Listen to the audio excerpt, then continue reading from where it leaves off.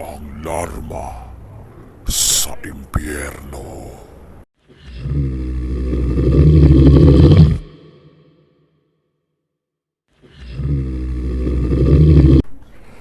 Alam naman natin na hindi lahat ng tao ay naniniwala sa sumpa at kababalaghang nangyayari. Ang kwento nating ito ay tungkol sa isang babae. Isang babae na nagngangalang Alma. Siya ay nagtatrabaho sa isang opisina, sa isang bangko, kung saan siya ang nagbibigay kung bibigyan niya ng pahintulot o palugit ang isang tao. Pero bago ang lahat, nais ko muna kayong batiin, mga tagapagligtas ng nilalang. Magandang umaga, tanghali o gabi, o kung anong oras man kayo nakikinig sa ating nakakatakot na kwento ngayong araw na ito. Ang kwentong matatanghayan nyo ay tungkol sa isang babae. Isang babaeng simple lang naman sana ang nais.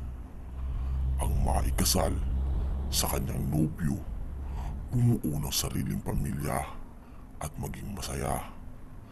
Siya ang babae ngayon sa ating kwento, si Alma.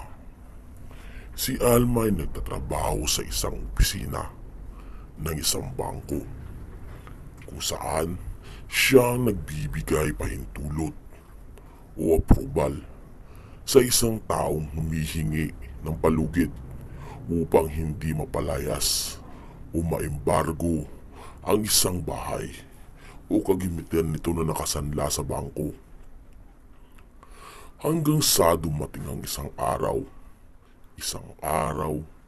na makakapagpabago ng kanyang buhay. Isang matandang babae ang dumating sa bangko. Nagkataon naman na siya ang haharap dito. Ay, magandang umaga. Ako nga pala si Lola Loleng. Andito ako para manghingi sana ng palugit. Dahil yung aking bahay ay gustong kunin o embargohin ng inyong bangko. Bakit pinipilit niyong kunin ang pagmamay-ari ko? Minana ko pa ito sa aking mga magulang. At minana pa ng aking magulang sa kanyang magulang at sa ninuno ng kanyang magulang. So, ibig sabihin na po, ang bahay na pinipilit niyong kunin sa akin ay minana ko pa sa aking mga kaninunuan. Kaya ganun na lang ito kaluma. Yun na lang ang bahay na meron kami. Wala nang aking asawa. Pati ba naman ang bahay na aking titirhan ay gusto nyo rin kunin?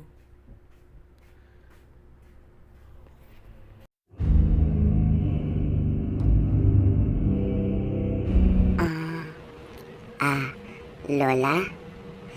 Sandali lang po. Pupunta lang po ako sa manager namin. Tapos, tatanungin ko kung bibigyan pa po kayo ng palugit. Hayaan niyo po, kakusapin ko siya para mapagbigyan po kayo. Sandali lang po ha. Pakihintay po rito. Agad namang umalis si Alma upang puntahan ang kanyang manager at itanong dito kung maaari pa ba siyang bigyan ng palugit. Pagkaalis ni Alma ay naghihintay talaga ang matanda sa kanya. Medyo natagalan si Alma sa pakikiusap sa manager nito. At maya-maya pa ay bumalik na siya. Lola Loleng, pasensya po. Pero hindi na po talaga daw pwede.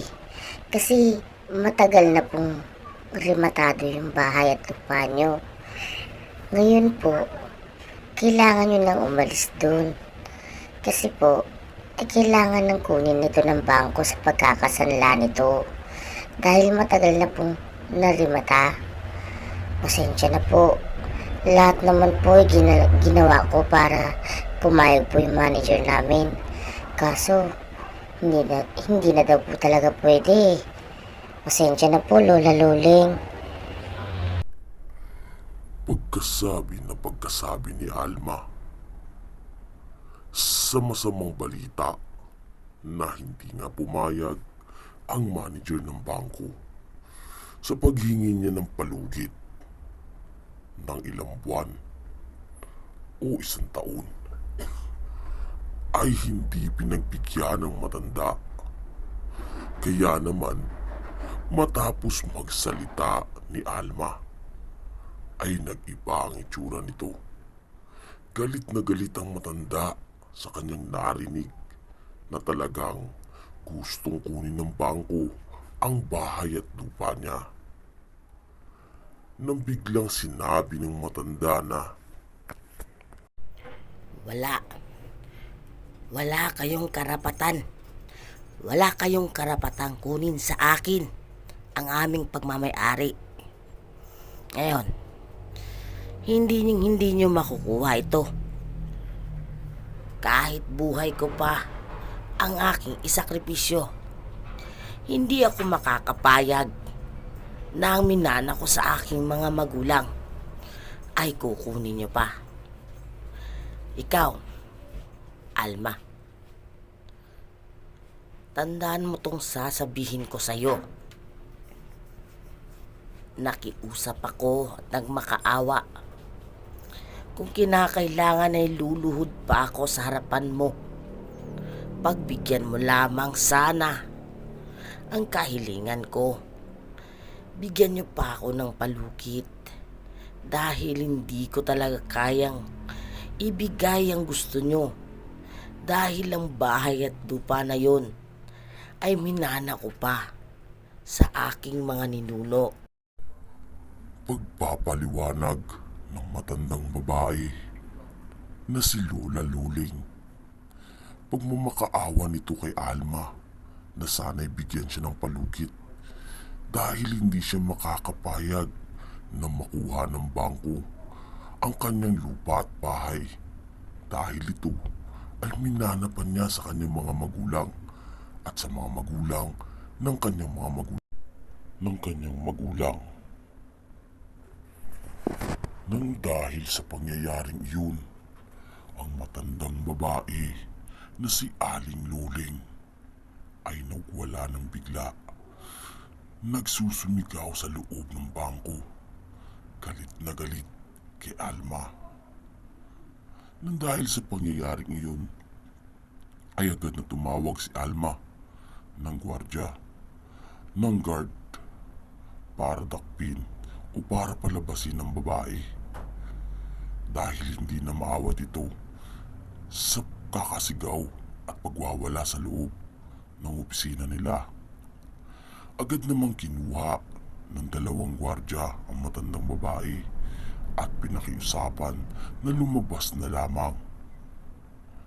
Pero hindi nagpaawat ang babae at nagsasabi pa sa kanya ng kung ano-anong mga galit na gusto niyang ilabas.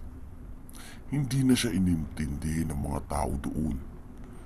Kaya naman, agad na pinalabas ng dalawang gwardya ang matanda at doon lamang sila natahimik at nakaluwag ng paghinga si Alma. Labis na nagulantang ang mga tao sa loob ng bangko dahil sa pag-iiskandalo ng isang matandang babae.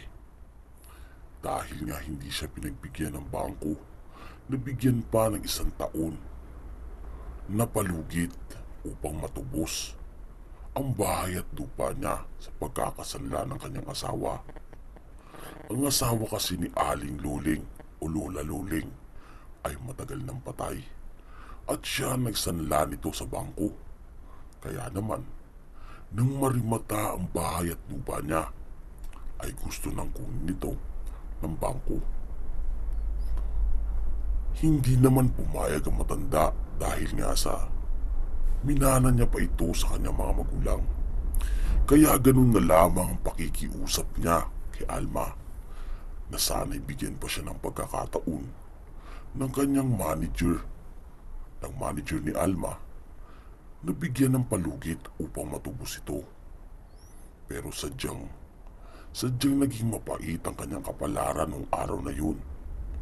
Dahil ang manager ni Alma ay hindi na talaga pumayag pa. Kaya ganun na lamang ang galit ng matanda.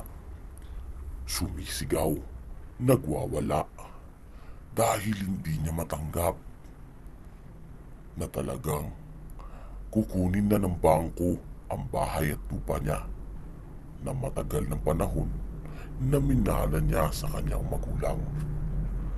Labis na ikinalungkot ang matanda at ikinagalit na rin.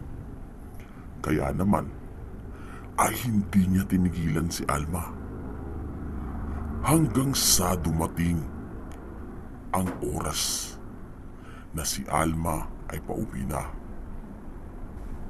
at inabot siya sa daan ng gabi. Habang papasakay si Alma ng kanyang kotse, ay biglang sulpot ng matandang babae sa harapan niya.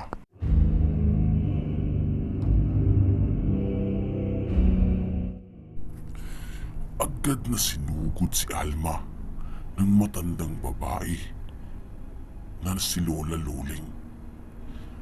Laking gulat ni Alma nang bigla siyang hablutin ito at sabunutan, hatakin, na parang nagwawala o galit na galit. Hindi siya tinigilan hanggang sa tinadyakan nito ni Alma na patumba si Alma sa loob ng kanyang kotse at agad niyang ipinadlock ang kanyang bintana at ang pinto ng kanyang kotse. Pero laking gulat ni Alma nang bigla itong kumuha ng bato at binasag ang kotse niya. Nakapasok ang matandang babae at doon kitang-kita ni Alma ang mukha ng matanda na galit na tila ba'y unti-unti na rin nagbabago dahil na rin sa sobrang galit niya at gusto niya talagang saktan si Alma dahil sa hindi pagpayag o pagtulong upang hindi marimata ang bahay at lupa niya. Walang tigil ang pagbubuno ni Alma at ng matandang babae hanggang sa humantong na nagkasakitan na sila at nagkasugatan dahil sa basag na salamin ng kotse ni Alma. Walang tigil ang kanilang pagbubugan, pagsasakitan sa bawat isa hanggang sa tumumba si Alma. At dito na nga, dito ay may ginawang matanda. Ikaw, Alma, tandaan mo tong sasabihin ko sa'yo. Sa susunod, ikaw naman ang makikiusap sa akin. Ha ha ha. Huwag mong kalimutan ang iyong pagpunta sa aking bahay. Hihintayin kita. Siguradong pupunta ka upang makiusap sa akin. Pero huli na Alma, dahil hindi na kita mapagbibigyan pa. Ikaw naman ngayon ang makikiusap.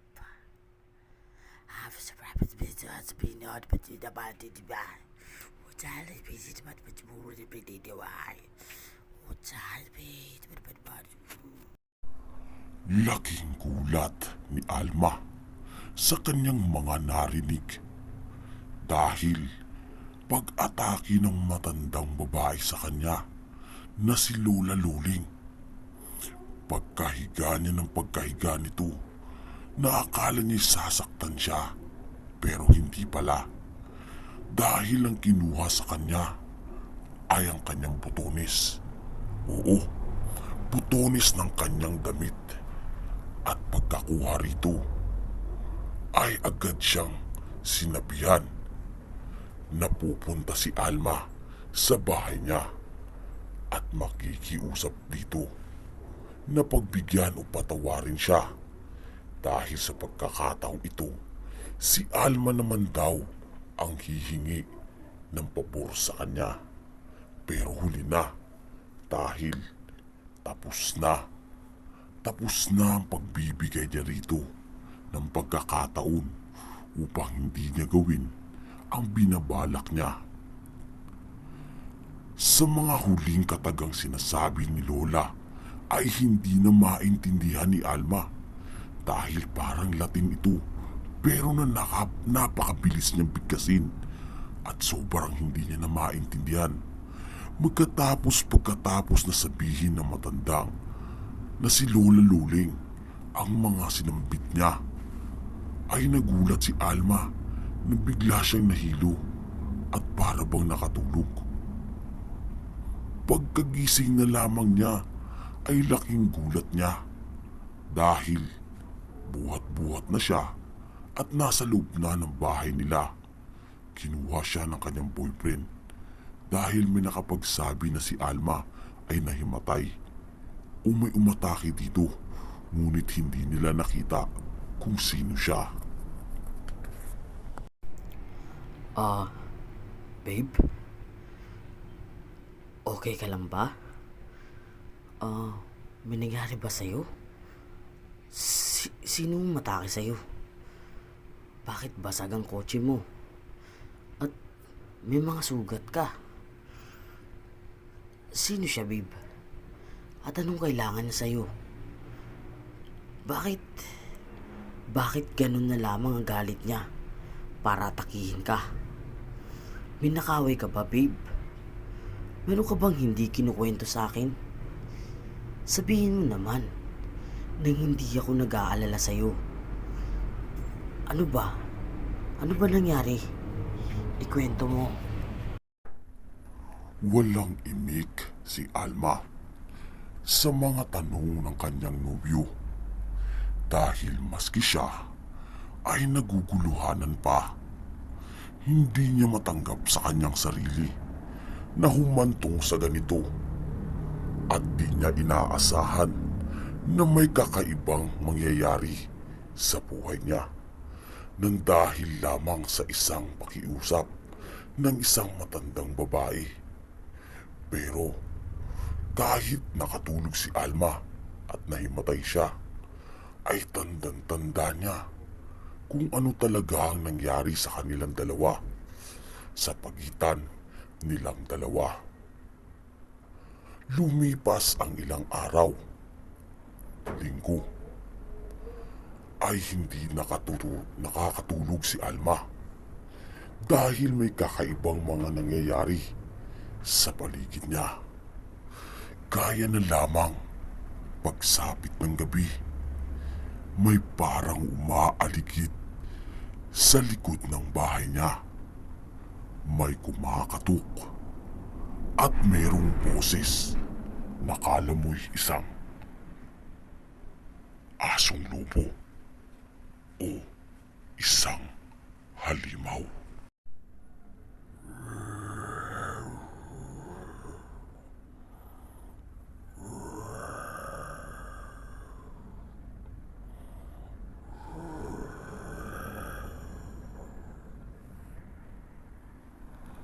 Ang boses na narinig ni Alma ay paulit-ulit lang at mga aninong kanina pa naglilibot sa likod bahay niya.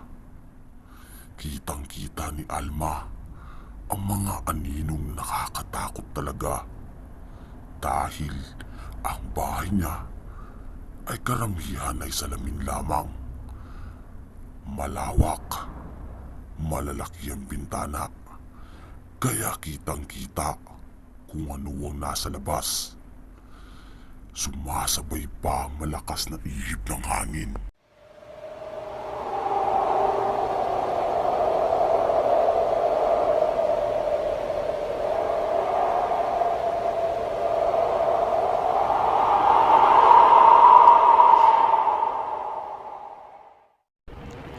Ano ba to? Ano ba itong nangyayari? Ba't nangyayari sa akin to? Ano ba naging kasalanan ko? Hindi ko na to kaya. Kailangan ko lang humingi ng tulong. Dahil sa mga nasaksihan ni Alma ng kanyang dalawang mga mata at naririnig ng kanyang tenga ang mga kakaibang huni at kakaibang boses, ay hindi na siya nakakatulog pa. Ilang araw na ganito, paulit-ulit lang. Minsan pa nga ay kanya-kanyang talsikan ang mga gamit niya sa kusina, para bang may isang taong nagwawala sa loob ng kanyang kusina. Tumatalsik ng kusa ang mga gamit niya, gaya ng mga kaldero at kawali na ikinagugulat niya dahil wala namang tao pagbaba niya. Ilang araw na paulit-ulit ng ganito. Ilang gabi na hindi na siya nakakatulog. Ang dating si Alma na medyo chubby, ngayon ay naging balingkinitan na lamang. Balingkinitan, yung hindi katabaan, hindi rin kapayatan. Dahil sa pangyayaring iyon ay napapansin na siya ng kanyang mga ka-office mate, dahil bakit parang nangangayayat ata si Alma. Ganon din ang nobyo niya. Hindi na nakakapigil sa pagtatanong, dahil bumababa ang timbang niya at pumapayat siya ng gusto. Babe? Meron ka bang gustong ikwento sa akin? O gustong sabihin?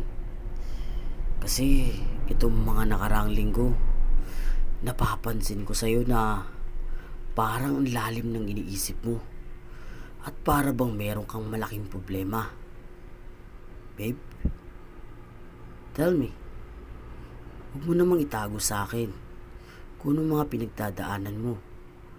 Pwede mo namang i-share eh. Partners tayo, diba?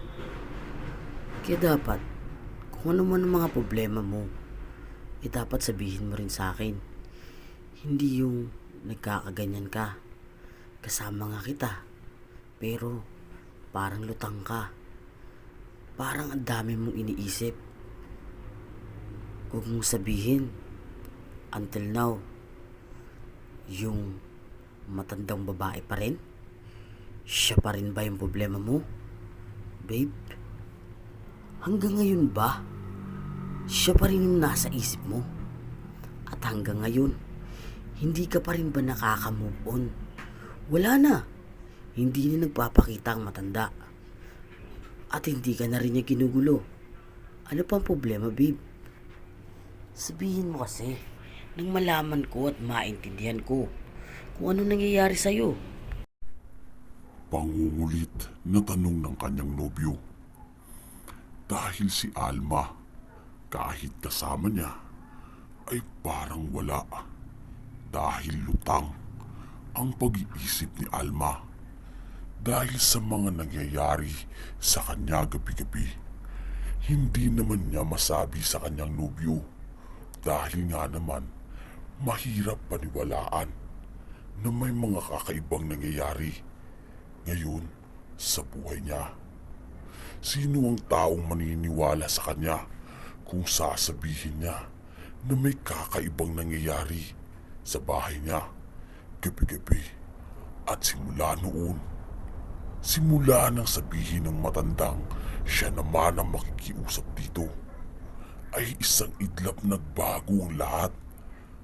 Ang tahimik niyang pamumuhay ay binubulabog gabi-gabi ng kakaibang nilalang na hindi niya maintindihan. Kaya naman sa mga nangyari kay Alma ay nakapagdesisyon siya na puntahan ang matanda. Dahil sa sinabi niya na darating siya at siya naman ang makikiusap rito. Hindi na isinama ni Alma ang kanyang nobyo.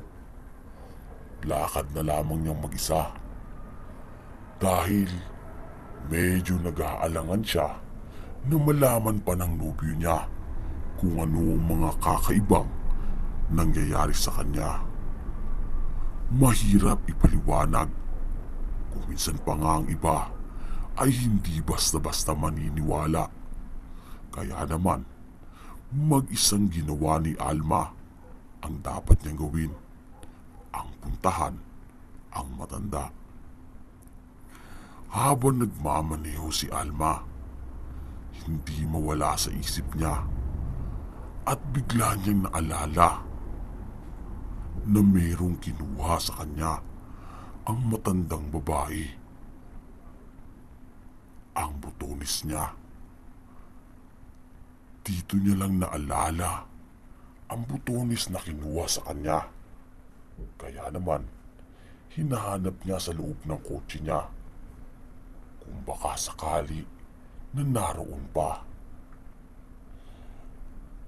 Agad na nakita ni Alma ang butones na kinuha sa kanya at nilagay niya dito sa jacket niya para hindi mawala dahil sigurado siya na kakailanganin niya ito pagdating ng araw. Sa ilang oras na biyahe ni Alma papunta sa bahay ng matanda ay nakarating na nga siya. Ngunit nakita niya na ang bahay ng matanda ay talagang luma na. Luma pero maganda ang labas. Siguradong maganda rin ang loob nito dahil napakalaki ng lumang bahay. Halatang minana talaga ng matandang babae sa kanyang mga magulang pa dahil makikita mo sa bahay na yun ang kalumaan niya. Pero maganda at malinis ang labas nito. Agad na kumatok si Alma sa pintuan. At dito, pinagbuksan siya ng isang babae. Isang babae na bata pa. Mga 30 years old pa lamang. Agad na kinausap ni Alma ang babae. At sinabing siya ay kaibigan ng kanyang lola. Kaya gusto niya itong makausap. Alam ng babae na darating siya dahil ibinilin sa kanya ng lola niya na isang araw ay darating si Alma. Kaya hindi na siya nagulat dahil alam niyang darating ito dahil sa mga katagang sinabi ni Lola Luring sa kanya na siya naman ang makikiusap sa kanya. Kaya alam ng Lola Luring ng babaeng kausap ni Alma na darating siya. At doon na nga ay pinagbuksan siya ng pintuan at pumasok sa loob ng kanilang bahay, ang bahay ni Lola Luring. Habang naglalakad sila ay sinabi ng babae na, Alam mo, huwag ka na magsinungaling pa. Sinabi na sa akin lahat ni Lola Loring na darating ka at hindi ka niya kaibigan. Isa kang nagtatrabaho sa bangko at ikaw yung pinakiusapan at nagmakaawa si Lola sa'yo pero hindi mo siya pinakinggan. Hala, sige, tingnan mo ang lola ko. Sabihin mo sa kanyang patawarin ka niya sa mga nagawa mo. Yan siya, nasa ataol na, patay na ang lola ko. Ngayon, manghihingi ka ng sorry dahil sa mga nagawa mo? Dahil ba hindi ka na nakakatulog? Hindi ka na pinapatulog ng konsensya mo? Ngayon mo mararamdaman ang nararamdaman ko dahil sa pagkawala ng lola ko, dahil sa kagagawan mo. Alma. Laking gulat ni Alma sa kanyang mga narinig mula sa apo ni Lola Loring. At nagtataka siya habang papasok sila kung bakit napakaraming tao sa loob ng bahay nila. At dito niya napagtanto na akala niya'y party. Akala niya may kaarawan. Pero nagulat siya sa tumambad sa kanyang harapan. Ang isang ataul ng matandang babae. At dito niya nakita si Aling Loring o Lola Loring. Nakita niya ang matanda, bakas sa mukha nito, na galit pa rin, hanggang sa kahuli-hulihan ng kanyang buhay ay nakasimangot ito at di maimpinta ang mukha niya at kulubot ang mukha. Nahalatang nakasimangot at galit talaga. Nakita niya talaga na mukhang hindi siya patatahimikin ito dahil sa kanyang mga nagawa.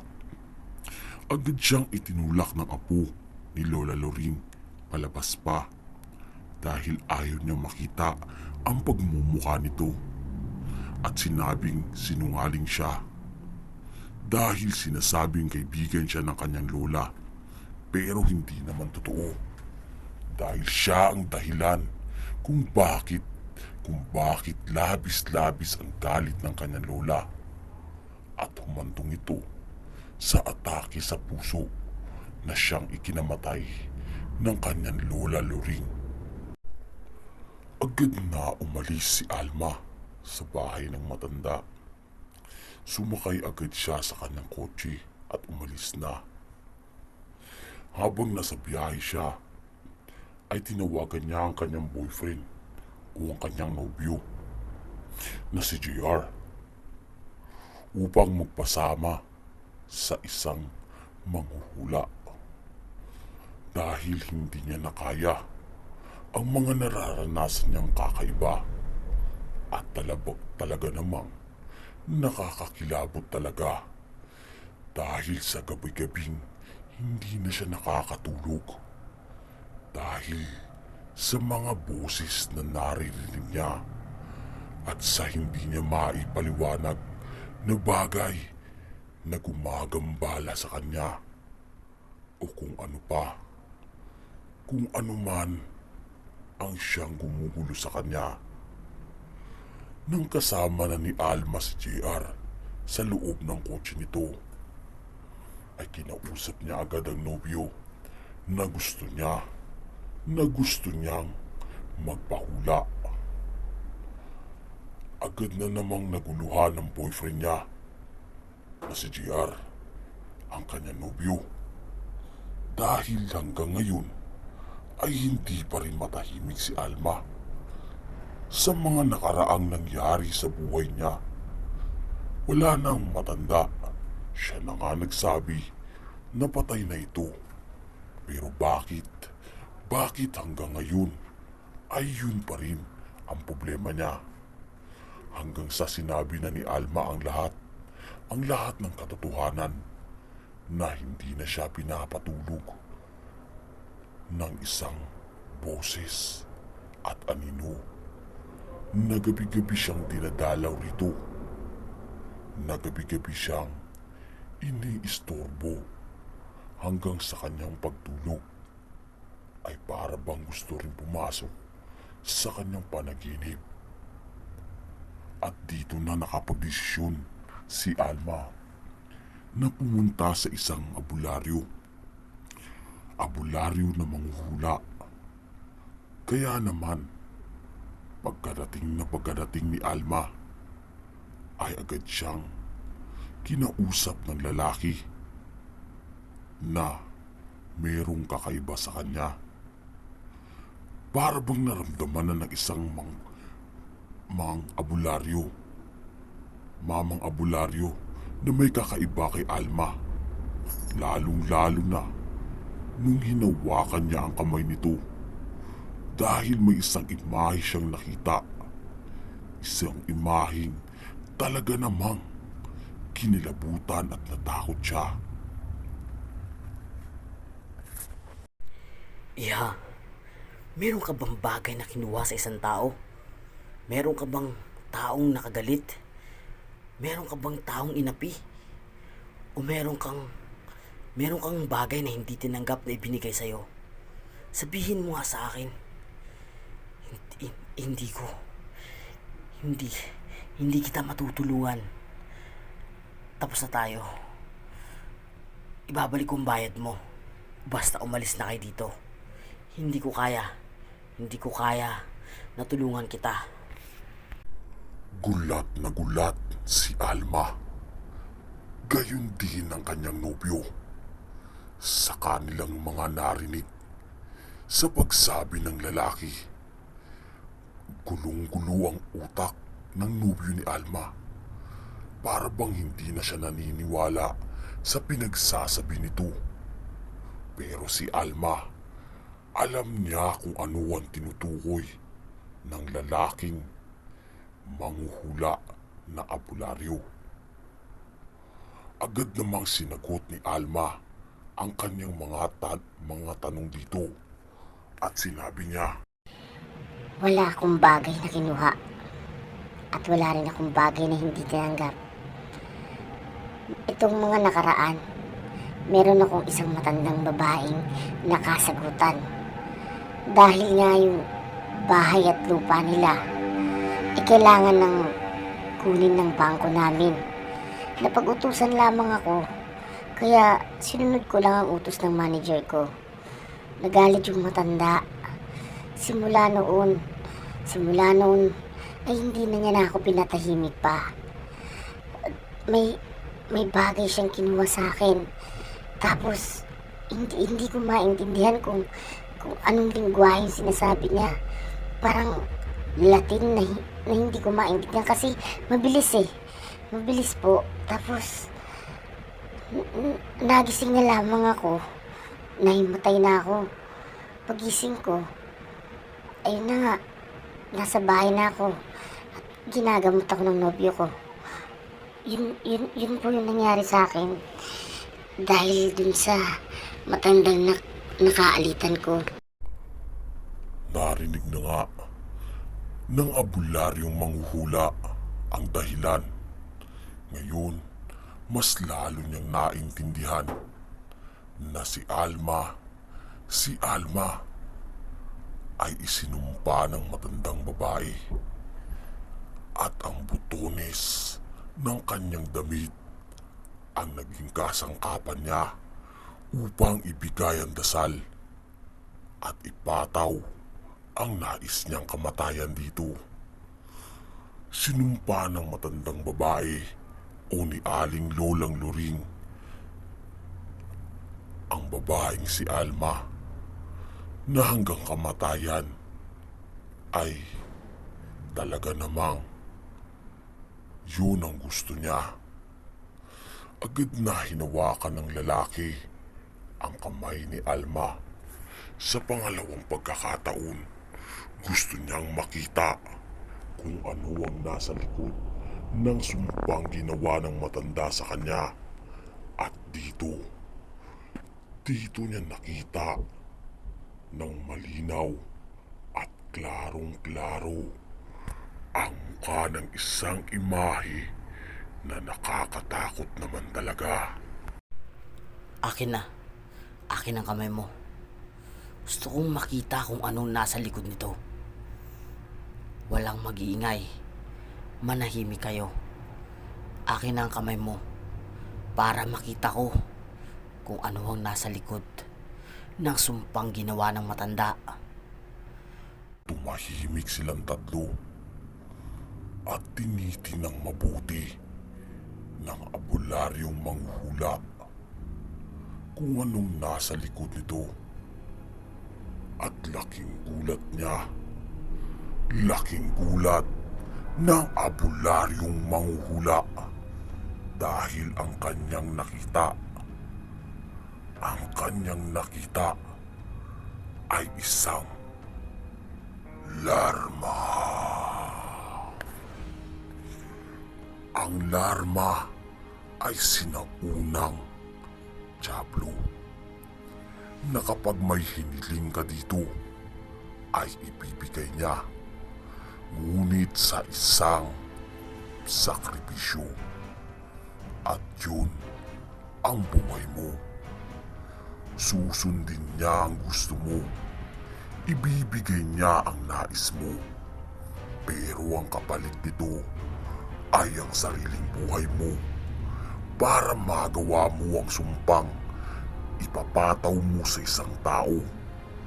Ngunit ang taong isusumpa mo ay sa impyerno din ang tuloy nito. Kaya naman, umatras ang lalaki at sinabing, umalis na kayo rito. Dahil hindi niya na ito matutulungan pa, dahil hindi niya kaya ang puwersa ng larma.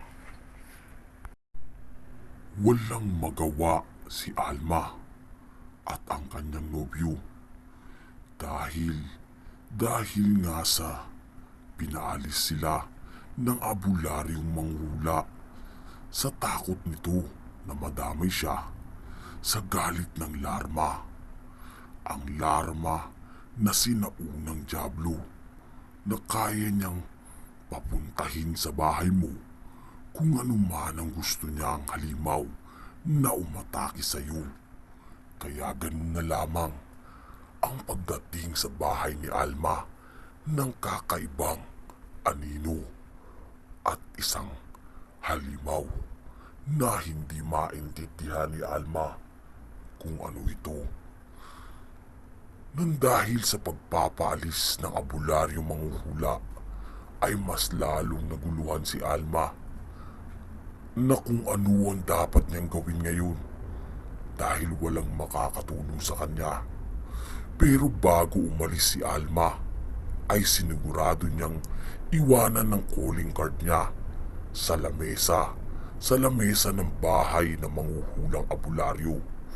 Kaya ito ang nagbigay daan kung paano siya muling kontakin ito. Kaya pala ganun na lamang ang takot ng lalaking abularyo o manghuhula. Dahil ang kanyang tiyahin pala noon ay nakasagupa na ang isang larma. Ngunit sa kasamaang palad ay hindi niya ito tinalo at nakuha ang buhay ng isang batang 10 taong gulang pa lamang noon. Tandang-tanda niya ang kwento ng kanyang tiyahin na isang larma ang kanyang nakasagupa dahil ang batang kanyang tinulungan noon ay may kinuhang kwintas, isang kwintas na pagmamay-ari ng isang kulto, samahan na sumasamba sa Diablo. Dahil sa takot na gabi-gabing may boses na naririnig ang bata na hindi naman naririnig ng kanyang mga magulang. Hindi ito makatulog gabi-gabi at hindi na rin kumakain. Laging nagkukulong sa kanyang kwarto hanggang sa hindi na makayanan ng magulang ng bata at humingi na ng tulong dahil palala na ng palala ang pangyayari. At dito nagumpisa kung paano naengkwentro ng kanyang tiyahin ang larma, ang sinaunang demonyo. Ngunit walang nagawa ang kanyang tiyahin dahil sa huli ay mas malakas ang larma kesa sa kanya. Kaya naman, ang buhay at kaluluwa ng batang lalaki ay natangay niya sa impyerno.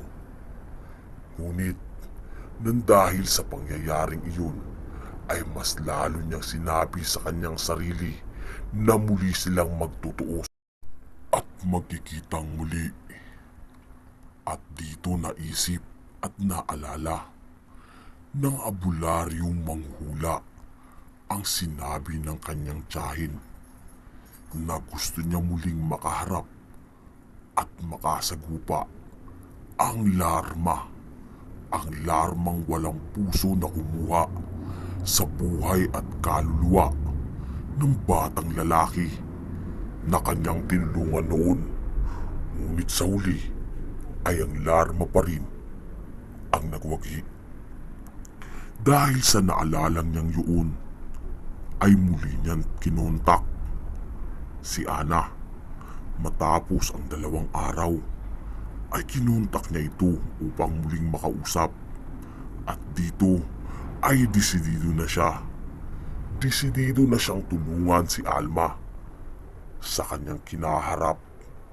At alam niya na rin sa kanyang sarili na damay siya rito at siguradong pati siya ay pwedeng kunin ng larma.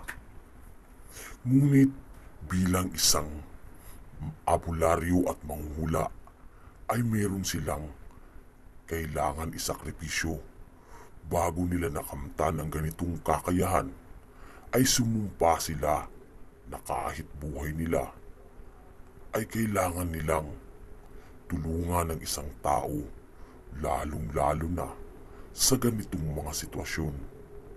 Yun ang sinumpaan nila bago tanggapin ang ganitong kakayanan sa kanilang mga ninuno o pamana, sa kanilang mga magulang o galing sa kanilang lolo at lola. Kaya naman, muli niyang tinawagan si Alma at pinabalik dito sa kanyang bahay. Sa pangalawang pagkakataon na muli silang nagkita, ay sinabi nito na kailangan niyang kumatay. Kumatay ng isang hayop. Kahit puting manok ay pwede na. Ngunit naisip ni Alma na hindi siya maaaring magkatay dahil vegetarian siya. Hindi siya kumakain ng karni ng hayop at hindi rin siya pumapatay. Tanging gulay lamang at isda ang kinakain niya, kaya ayaw niyang sundin. Pero dahil sa sinabi niyang yun, ay sinagot siya ng lalaking abularyong manghuhula na, Sabi mo lang yan na hindi mo kaya. Pero maniwala ka sa akin. Mamayang gabi, mas matindi ang gagawin ng larma sa'yo. Pwersahan ka na niyang sasaktan at agresibo na siya. Ngayon, yung sinasabi mong hindi mo kaya ay makakalimutan mo dahil ikaw mismo ang gagawa nito. Pag naranasan mo ang lupit ng larma, mag-ingat ka. hindi pinakinggan ni Alma ang sinabi ng abularyong manghuhula dahil hindi niya talaga kayang pumatay ng hayop. Dahil nga vegetarian siya, isda at gulay lang kinakain niya. Kaya lang, ang sinasabi niyang hindi niya kaya ay tila magbabago na. Dahil nung gabing yun ay muli na naman siyang ginambala ng larma. Buti na lang ang nobyo niya ay sinamahan siya. Dito nasaksihan ni Alma at ng kanyang nobyo sa unang pagkakataon ang itsura ng larma sa labas ng bahay nila. Ang anino ay nakita niya. Laking gulat ni Alma dahil ang anino ng larma ay papasok sa loob ng bahay niya. Unti-unting pumapasok ang anino. Nakala mo'y may sariling buhay ito. At dito nga ay sinaktan si Alma. Hinawakan ang kanyang paa at binalibag sa dingding ng bahay niya. Naabutan ng kanyang nobyo at nasaksihan kung ano ang ginawa ng larma sa kanya. Pero anino lang ang nakita nila. Hindi pa talaga ang kabuuang itsura ng larma. Kung sa anino pa lang ay ganun na ang nagawa sa kanila. Paano pa kaya pag ang mismong larma na? Hanggang dito na lang ang ating kwento. Pakinggan nyo at sundan subaybayan ang susunod nating kwento. Karugtong ng larma. Dito malalaman nyo kung ano ang kinahinatnan o ang nangyari, kung natigil ba ang sumpa at kung ano ang ginawa ni Alma para matapos na ang suliranin niya. Shoutout nga pala sa kaibigan nating si Whitey Sangguko at si Whitey Silong na ML player. Ganun na rin kay Mr. Kagutay nun at sa iba pa nating mga kaku-creator ng ML. Dito na lang, mga tagapagligtas ng nilalang. Abangan nyo ang susunod nating kwento para malaman nyo kung ano at ano ang katapusan nito. At kung nagustuhan nyo ang mga ganitong kwento at kung may kwento kayong katatakutan at kababalaghan, ay comment o i-email nyo sa akin upang mabasa o makwento natin sa ating munting channel. At huwag nyong kalimutang mag-like, comment at subscribe na rin para updated kayo sa susunod nating mga kwentong katatakutan at kababalaghan.